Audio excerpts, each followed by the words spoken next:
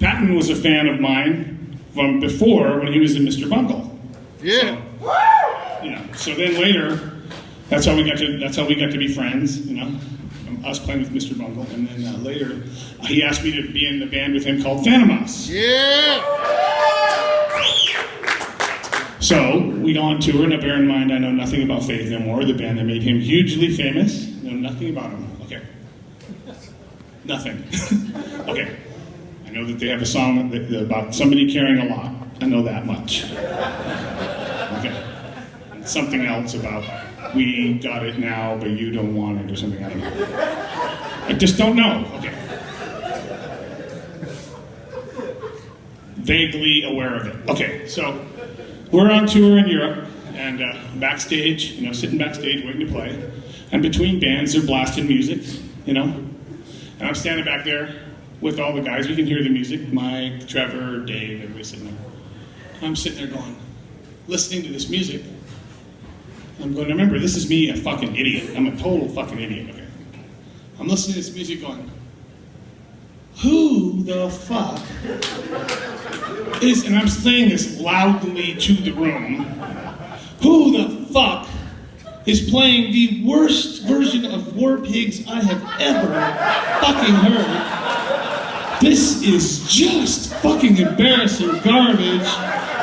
On and on and on.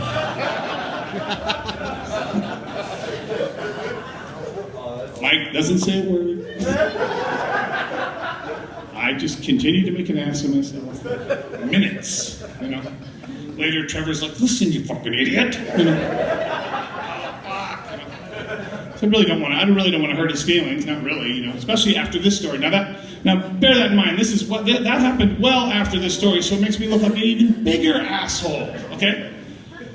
So when Faith No More got huge, Mr. Bungle also got huge, and Mike continued to play in Mr. Bungle, and all of a sudden Bungle went from playing to a few dozen people to thousands of people because of Faith No More's, fame. Okay, so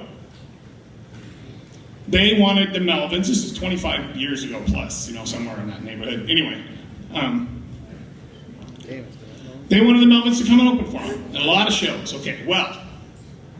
Now, as much as the people that came, who we called the MTV Baby Rockers, as much as they liked Mike, they hated us. And they made sure that we knew that. Every second. And it's been said that we were booed off stage, and I call bullshit on that, because we were booed as we went on stage.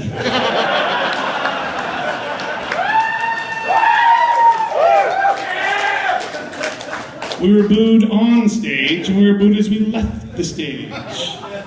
And we didn't do anything to provoke them. We weren't up there going, fuck you guys, none of that shit, fuck you, bring it on, bitch, nothing. We were simply doing what we did, and it was the most offensive thing that could possibly be going on, because we were standing between them and Mike.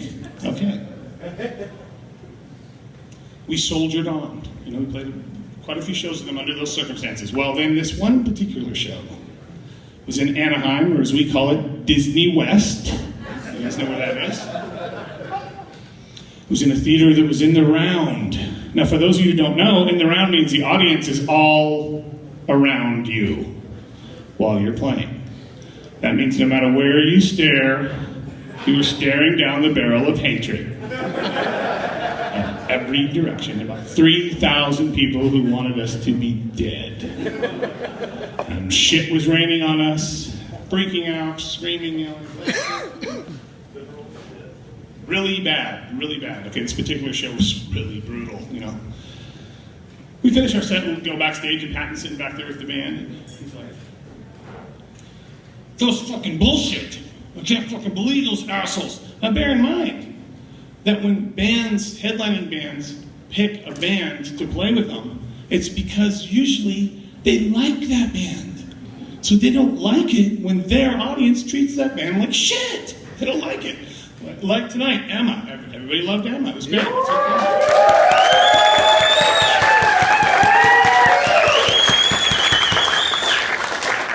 Now be sure, if someone were to hit her in the head with a beer bottle, I'd be a different guy up here right now. Yeah. But you didn't, because you guys are cool. Anyway. So these guys, this audience didn't give a shit. So Patton's back there, it's fucking bullshit. Total fucking bullshit. I can't believe those assholes. He's got the set lists in his hand. Tears the set list up in little pieces, throws them down. Fuck this. Pissed off. Takes new paper, writes out new set lists.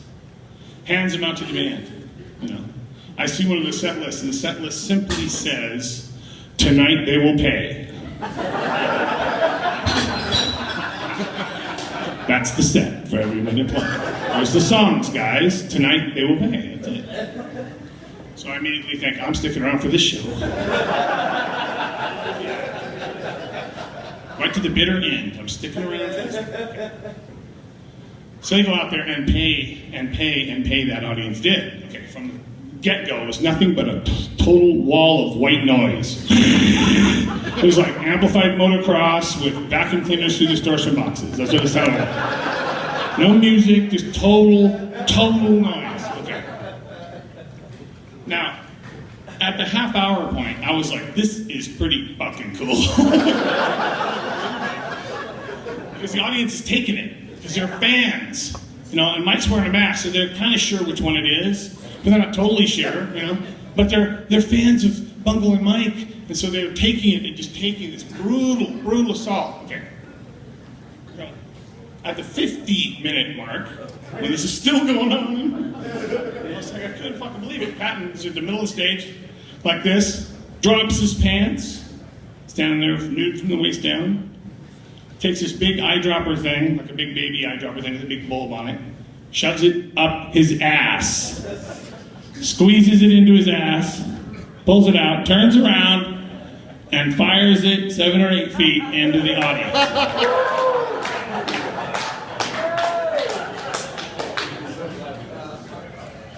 And you know some of those baby rockers had their mouths open. Guaranteed. They had no idea what was coming.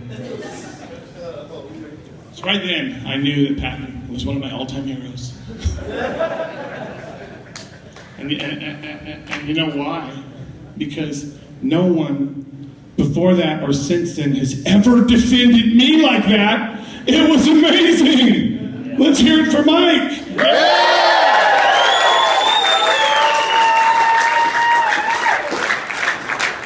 Which makes the later story, when I don't know Faith No More, make me look like an even bigger asshole. Okay. So, anyway, I did this tour in San Francisco on this tour, and Mike was at the show. So I was like, I'm going to tell a story about Mike Patton or Iggy Pop. And I decided to tell the Iggy Pop story.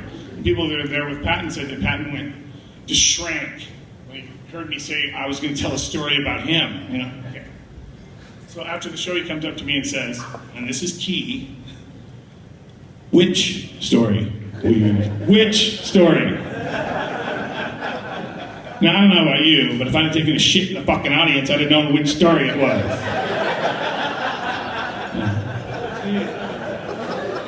So many stories were circling through his head. Which one could it be? None of them are standing out particularly. You know? That tells you right there. Okay. So I told him which one it was. He goes, I didn't do that. I go, yeah, you did. Think about it. Oh, yeah, I did do that. Didn't even remember. So there you go. Anyway, I'll see you guys in a minute.